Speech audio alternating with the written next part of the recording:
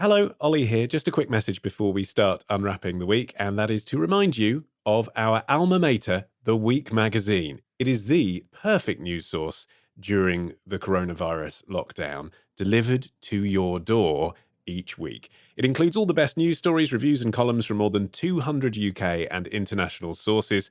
And to get your first 12 issues for just 12 quid and a free Moleskine notebook, go to theweek.co.uk/offer and enter the promo code POD12. That's theweek.co.uk/offer and the promo code POD and the number 12. And now, on with the show. It's the week ending Saturday the 9th of May, and this is The Week Unwrapped. In the past 7 days, we've seen the Bank of England warning of the deepest UK recession on record, the unveiling of a new Banksy artwork at Southampton General Hospital, and the nation in isolation, commemorating the 75th anniversary of VE Day. But we're here to bring you some of the stories that passed under the radar this week. Big news, not making headlines right now, but with repercussions for all our lives. I'm Olly Mann. Let's unwrap the week.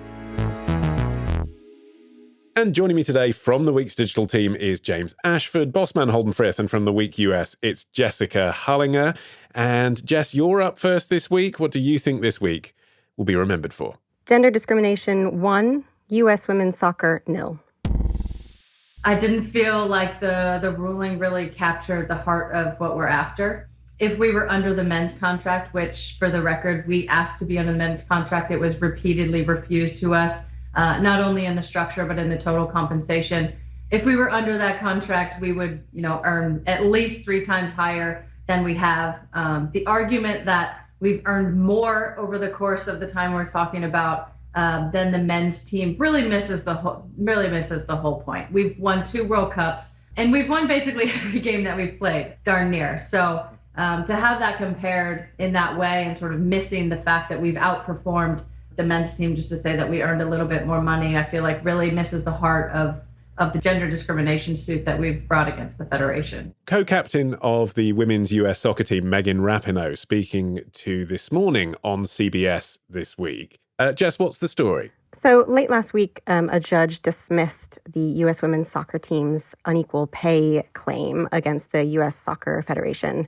It's a claim they filed in a lawsuit in 2019 accusing the Federation of gender discrimination, saying that the U.S. men's soccer team is paid significantly more than the women's team.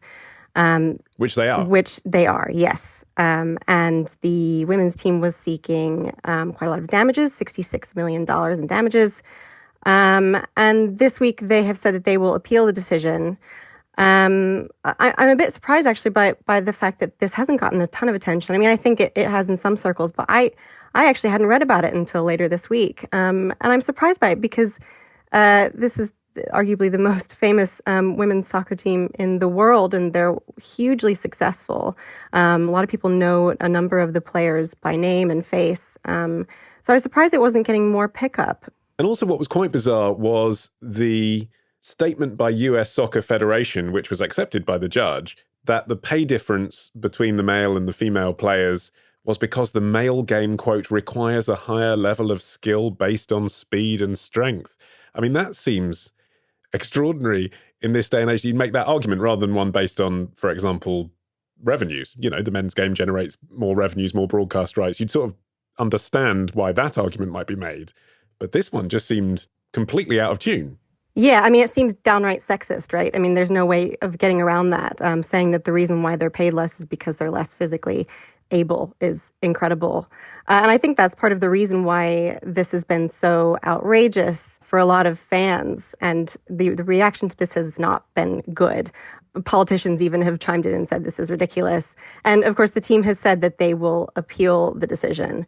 But actually, the judge's decision wasn't about that. It was about looking at how the teams are paid. So he looked at the last sort of 5 years of payment made to the women's team and the men's team, and concluded that even though the base pay in the contracts for the men is quite a lot higher than it is for the women, because the men were so bad in the last few years, they've been horrible. They haven't qualified for any World Cup, whereas the women have won 2, that because of all the sort of bonuses and the huge amount of games played by the women, the money that they've earned because of that means that they are actually paid as much as or more than the men.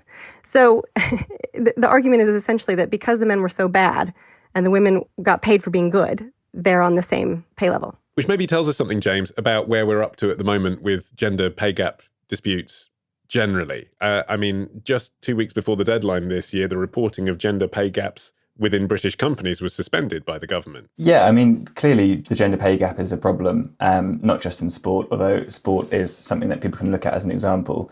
It is getting better. In 2017, there was a study by the BBC which actually showed 83% of sports now did reward men and women equally. But still, where you've got those disparities, they are huge. I think in the case of this US example, it's quite interesting. One of the arguments I saw the judge put forward when he was summarising was actually that the women's team had rejected the collective bargaining agreement where they would have actually had the same pay structure as the men in favour of a different CBA. So the one that the women have now actually guarantees that the players get compensated regardless of the number of matches they play, whereas the men's CBA requires the men to be present at training, etc., and play those matches. So you're kind of at the moment where you're seeing lots of sports stars taking a cut, it might be preferable to have a CBA which actually guarantees an income for sports stars when they're not playing and training compared to one that says people are getting paid regardless of what they're doing. Yeah, because it really felt, Holden, like women's sport was having a moment, I guess, in 2018, 2019, attendances up, profiles raised, and possibly now the pandemic, because play has stopped, has kind of stopped that momentum. And as James was saying, will affect revenues too. If you're not wearing the sponsor on your T-shirt because you're not on TV, because you're not playing the sport, then you're getting less money in your pocket. Yes, that's true. And in fact, it's interesting to compare the US structure with the UK payment structure for international footballers. And here it actually seems that women might be paid more than men for their international appearances. But that's only because the men are paid such an absurd amount of money by their clubs that it was effectively becoming too embarrassing for them to be paid for their England appearances too. So they now receive a match appearance fee of about £2,000 per England game, which since 2008 has been donated to charity, whereas the women in England internationals are paid a fixed salary of £25,000 per year. So they're actually in a slightly better position, at least on paper, than their male equivalents during the pandemic, because they will continue to be paid regardless of whether they play matches or so. At club level, though, the men are paid around 100 times more than the women. The average player in the Women's Super League earns £26,000 a year. The average player in the Premier League earns 2.6 million. But then just to steer this back to companies away from sport for a minute, Jess, because again, that example Holden gave, I mean, it sounds outrageous, but of course you can make a financial argument of, well, not that many people are paying to watch women's football. That's why they get paid less. In the boardroom, in companies, there's very often just not an argument like that can be made. People doing equivalent jobs should be paid equally, regardless of gender. And as I was saying to James, the government have now said you don't need to report those figures at the moment because of the COVID crisis. At face value, this is because of the coronavirus crisis. You know, your attentions are elsewhere.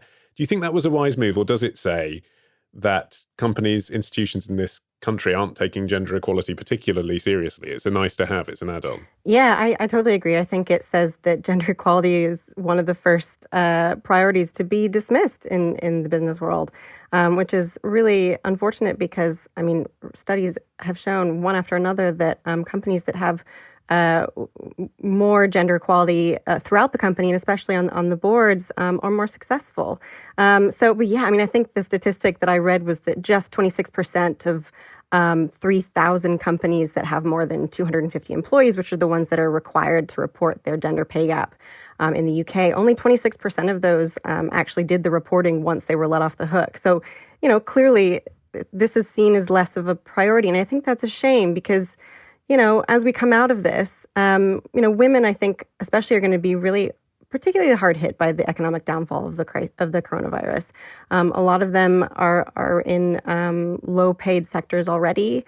And so giving the business world and various companies an excuse to dismiss this as a priority, I think, sets us up for a lot of problems when things reopen. And single female parents, James, being the worst affected by the pandemic. Yeah, there are obviously lots of worrying statistics out there, and it is as Jess was saying, I think coronavirus will impact women more in terms of pay. There are some more encouraging signs which came out through the 2019 statistics, which found that for age groups under 40 years old, the pay gap had pretty much shrunk to close to zero, although obviously it was still around 17% overall, which indicates that it is the older generation where that pay gap is still being kind of pushed. And hopefully we'll see, as this younger generation comes through, a continuing decrease where men and women will eventually end up on an equal footing. Yeah, but the coronavirus is winding the clock back on a lot of things, isn't it, Holden? It might be that you can point to progressive statistics from the last 2 or 3 years, but as with women's sport and the fact that people were watching more and more women's sport, are people going to be really excited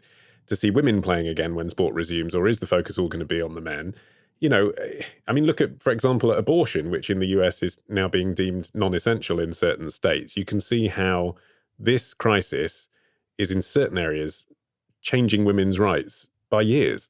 Yeah, I think it's really hard to predict what the overall effect is going to be. And I think one thing that the crisis does give us is a chance to sort of take stock and reflect on where we've got to and where we want to be.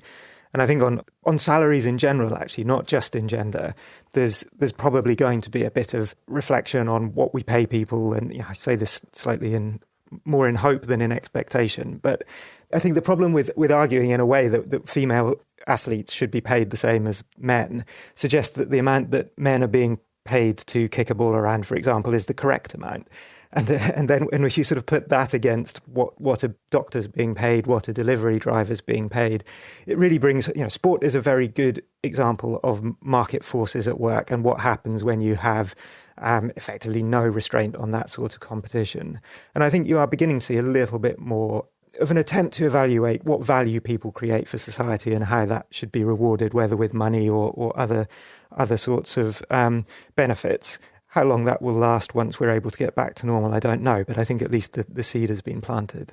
I think as well, bringing it back to sports and to this particular case, it's worth noting that the U.S. Soccer's argument, or rather their response to the settlement, wasn't necessarily a positive one. They didn't say, oh, great, we've won this and hooray for us. They sort of said, we look forward to working closely with the team in the future. And that has suggested to a lot of people that they will settle out of court and they will find a way to sort of end the disparity, almost as a gesture of goodwill, not just to the team, but to sponsors who are pretty angry about this, and also just to sort of rescue its own image. Its reputation has been really damaged by this, because in part, I think the world is moving on a little bit, and the world expects for women to be paid higher and better and on equal levels as men.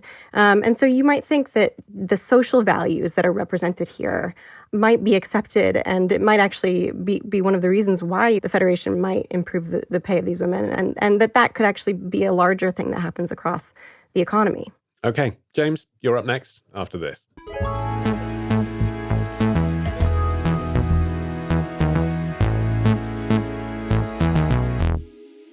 Okay, James, it's your turn. What do you think this week will be remembered for? How the RAF learned to stop worrying about coronavirus and love the bomb. They were already the RAF's fighting force, and since completing upgrades through Project Centurion, BAE say the Typhoon is now more capable. Equipped with the latest missile systems, they have been supporting troops on Operation in the Baltics, on their air policing mission, and on Operation Shader in Iraq and Syria.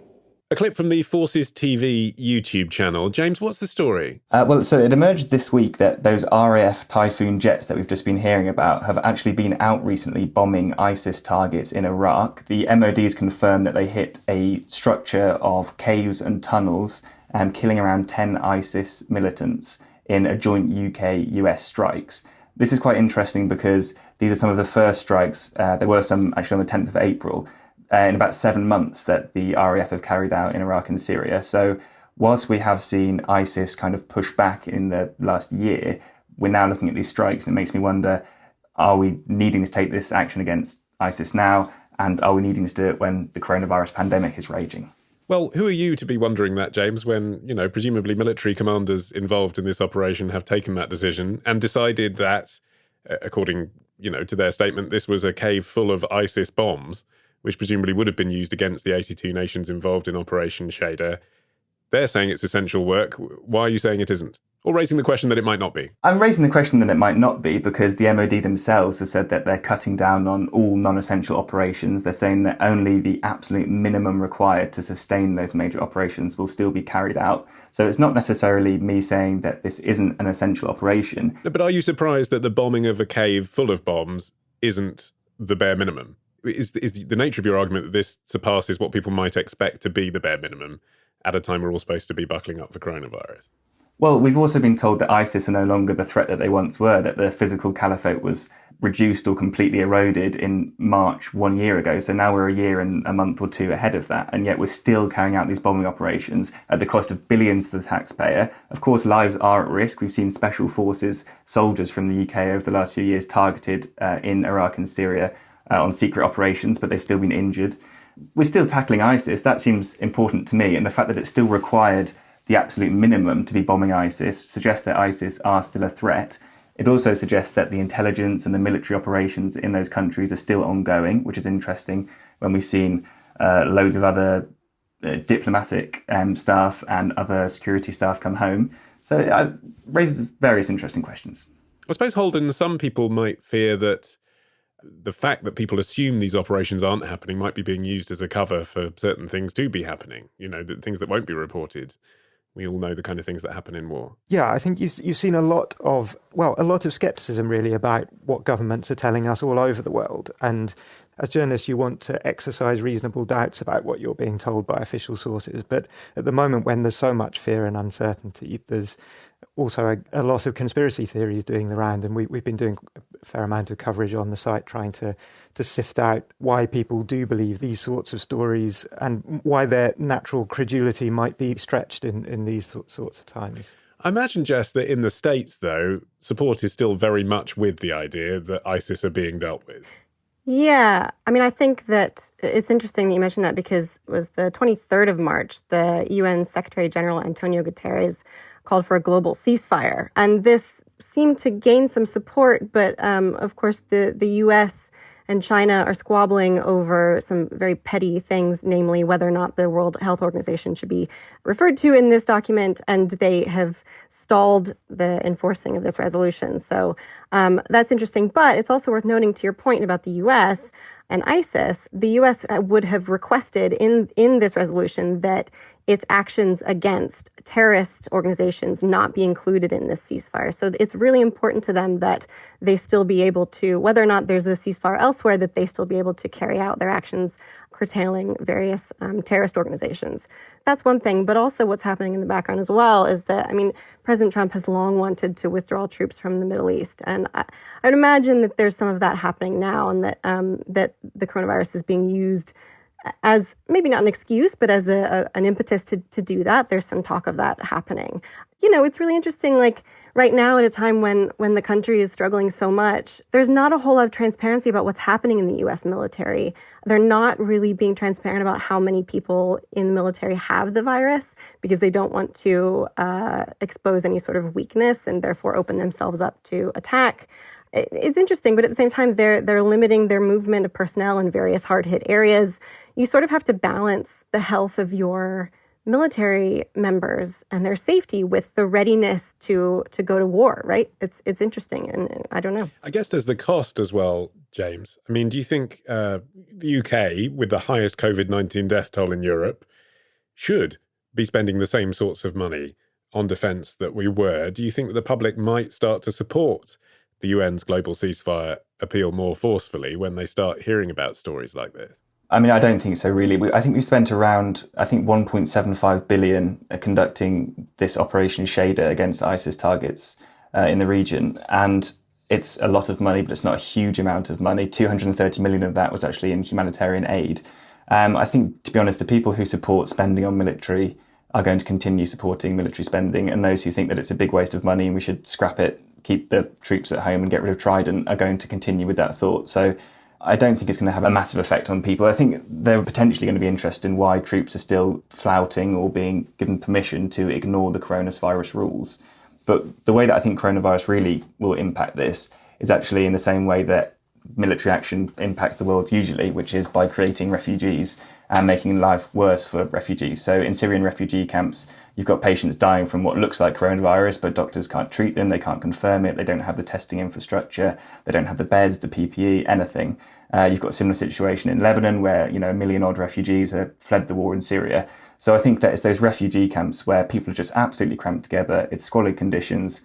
That's where there's a huge risk from coronavirus, and that's where we need to be concentrating our efforts now, on a humanitarian effort actually to help those people who have been displaced or affected by war, not the actual military effort itself. But again, paid for by who? Because Holden, a lot of the general public and public figures, celebrities and stuff are raising money for the refugees that James is talking about, but it shouldn't be up to individual responsibility, should it? There should be financial support for these refugee camps, particularly if everyone's starting getting infected by coronavirus. And yet we're not hearing a lot about that. No, and it does seem that one of the casualties of the crisis has really been international cooperation. And you've seen countries all over the world impounding protective equipment, trying to buy up vaccine supplies, trying to really going for a help yourself first and worry about others afterwards kind of approach. And I think that was part of the rationale really behind the UN Secretary General's call for a global truce. The idea that conflict makes any kind of treatment much, much harder, but also makes prevention harder. There's one report, for example, in South Sudan, which has a population of 12 million people. The health service there, such as it is, only has 4 ventilators to treat patients. And I think there was some hope that the truce might actually come into effect. In 12 countries, including Colombia, Philippines, South Sudan, there was some sort of limited ceasefire where you had some sort of insurgent group saying that they would halt operations and government forces had followed suit. But now that seems to have become bogged down in those sorts of disputes about language between China and the US and Russia, and the momentum behind them seems to be evaporating. I think it's really unfortunate that there was a window to potentially end quite a few conflicts, and that unfortunately the US and among a number of other nations have sort of squandered it. I think it still could go forward, maybe. But yeah, I mean, I think that the bigger question here is what can a world at war do to stop a global pandemic? This is a thing that affects all of us, obviously. And it's pretty well understood that in order for us to end this crisis, we're going to have to communicate, we're going to have to work together, we're going to have to be transparent. It's quite dispiriting, I think. I think it's interesting as well that amidst all the kind of wartime coronavirus rhetoric, people forget that there are actual wars and conflicts going on. So we're talking about fighting this virus and wartime spirit. Well, maybe focus on the actual war fighting that's going on. Sobering thought, James. Thank you. Holden, you're up next after this.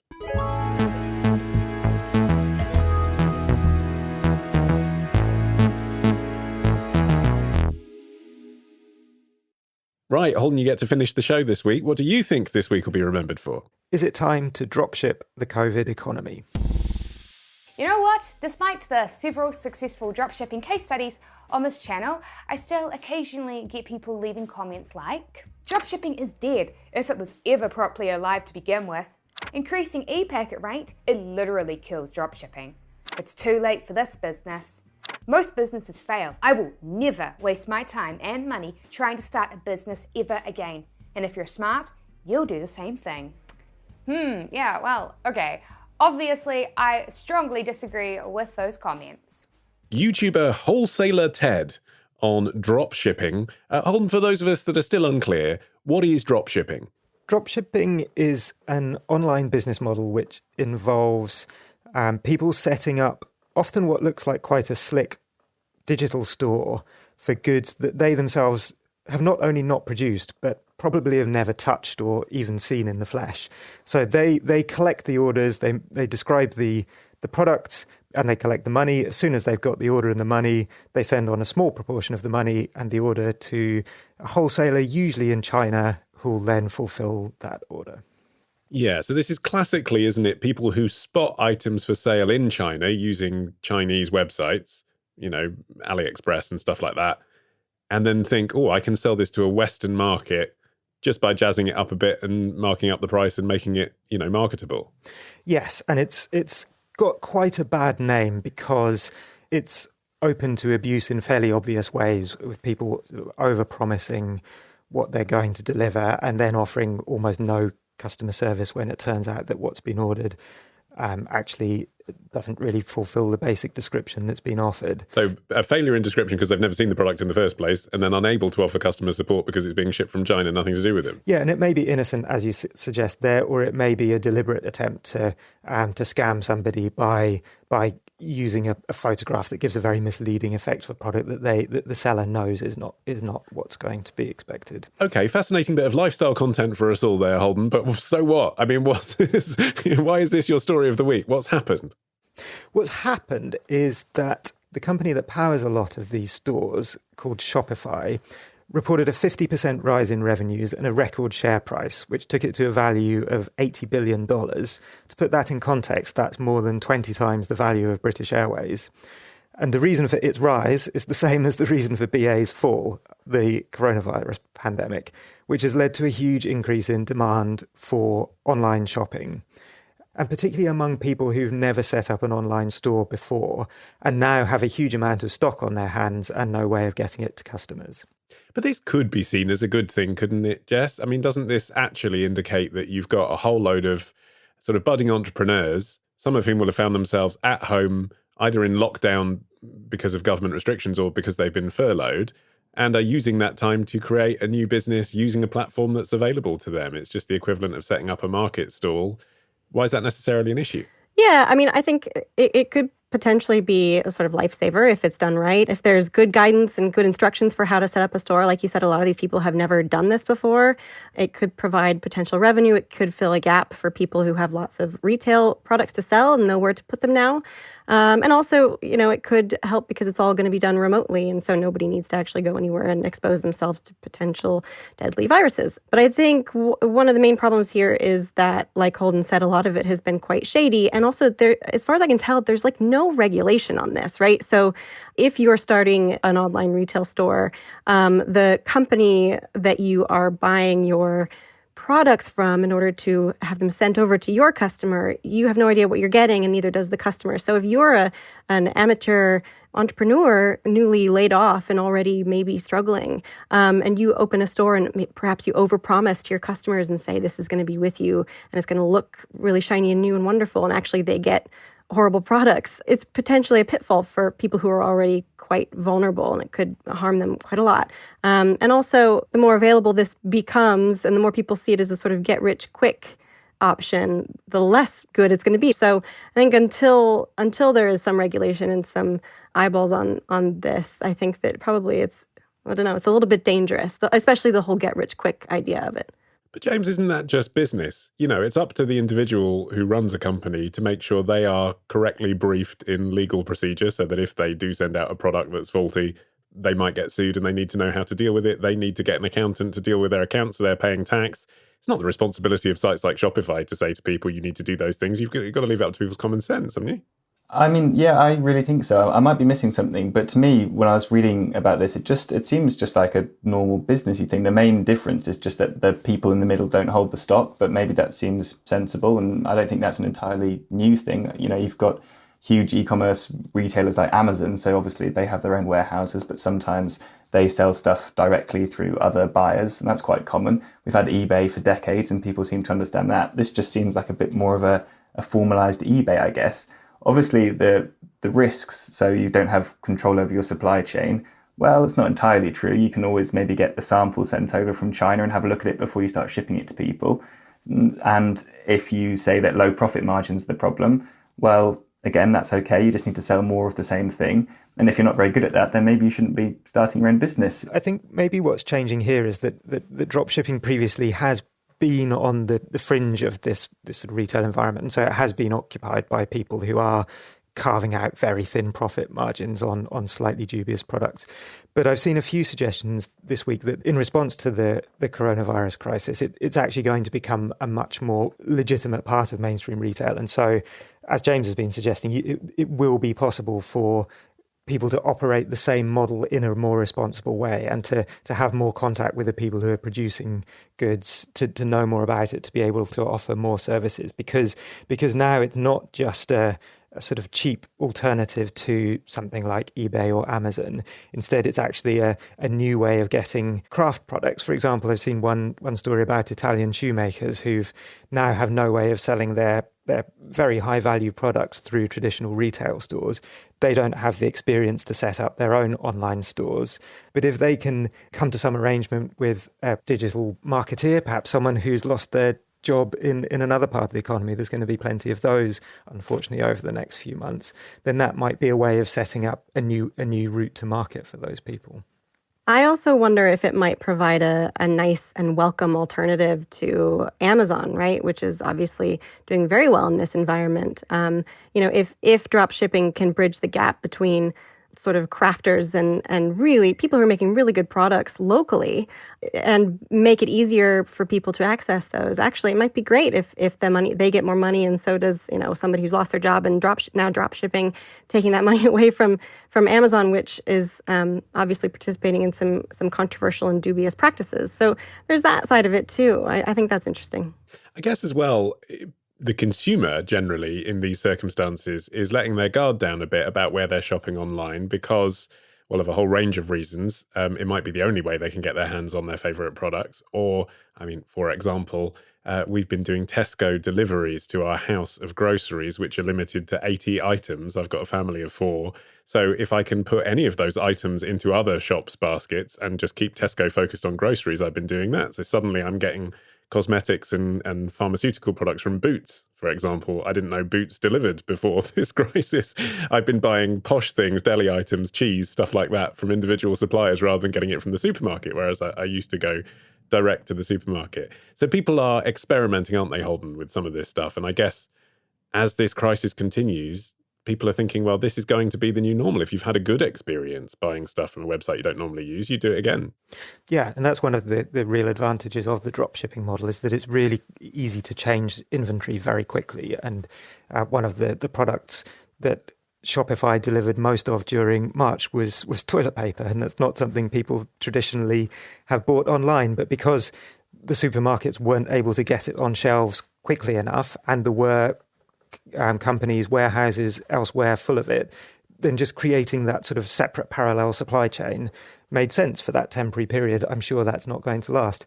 But some, in any crisis, some of the temporary measures you take do end up being permanent because people prefer them or they find a use for them. I remember seeing a few years ago there was a series of tube strikes in London, and when TfL looked at the journey data they collect, they found that a significant percentage of people, because they couldn't take their normal route to work, actually found a route that was better for them, and they then kept using that new improved route after the strike.